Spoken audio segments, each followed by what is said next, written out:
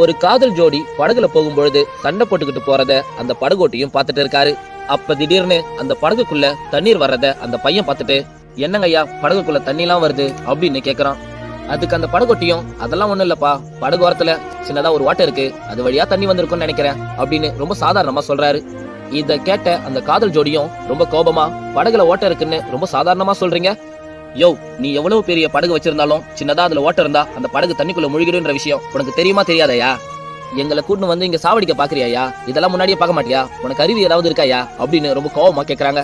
அதுக்கு அந்த படகோட்டியும், தம்பி நான் விளையாட்டுக்கு தான் அப்படி சொன்னேன், நான் துடுப்பு போடுறது மூலியமா உள்ள கசிஞ்ச தண்ணீர் தான் இது.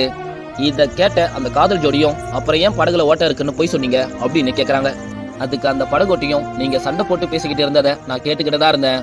எதுக்காக உங்களுக்குள்ளே நீங்களே சந்தேகப்பட்டு சண்டை போட்டுக்கிட்டு இருக்கீங்க?